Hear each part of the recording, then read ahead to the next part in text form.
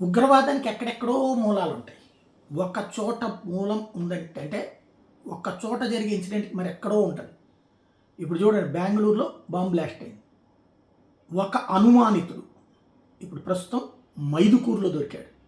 బెంగుళూరు బ్లాస్ట్‌ని కేసులో అనుమానితుడు మైదుకూరు, కడప జిల్లా మైదుకూరులో దొరికాడు. ఇది తాజా సంచలనం.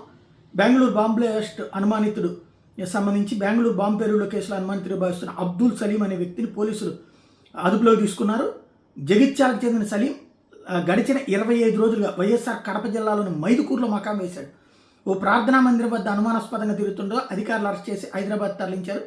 నిందితుడు పిఎఫ్ఏలో కీలక సభ్యుడిగా ఉన్నాడు. ఇప్పుడు వీడు గురించి ఆరాధిస్తున్నారు. ఇంతకు ముందే చెప్పాను నేను. ఒక్కసారి నా వీడియోస్ ఫాలో అవుతున్నటువంటి మిత్రులందరికీ తెలుసు, కడప జిల్లాలో జరిగినటువంటి ఇన్సిడెంట్ చాలా ప్రమాదకరమైనటువంటిది. రాష్ట్ర ప్రభుత్వం నిర్లక్ష్యం చేస్తోంది. కేంద్ర ఎన్ఐఏ జోక్యం చేసుకోవాల్సి వచ్చింది. అక్కడ పోలీసు అధికారులే చెప్పారు. దాని వెనకాల పోలీస్ స్టేషన్ మీదకే దాడి చేసి దొమ్మి చేసే స్థాయికి తీసుకెళ్లే టిప్పు సుల్తాన్ విగ్రహ ఇష్యూ పోలీసులనే కొట్టే స్థాయికి వచ్చారు. ట్రైన్డ్ వాళ్ళు, బ్లైండ్గా మనమున్నాం, ట్రైన్డ్గా వాళ్ళు ఉన్నారు. ఆ ఇంపాక్ట్ స్పష్టంగా అనిపిస్తుందని చెప్పారు. ఇప్పుడు దాని పర్యవసానం ఇట్లాంటి వాడు అక్కడ పేల్చేసి వచ్చి, అంటే తెలంగాణకి సంబంధించిన జగిత్యాల వాడు బెంగళూరులో పేల్చి ఆంధ్రలో షెల్టర్ తీసుకున్నారంటే పరిస్థితి ఏంటి?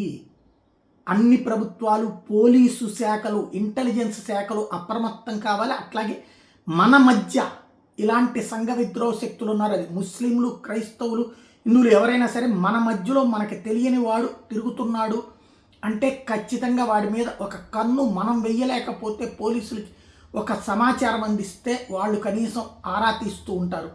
లేదా మనమన్నా అంచనా వేయడం బెటరు. చాలా ప్రమాదకారులు ఇట్లాంటి వాళ్ళు.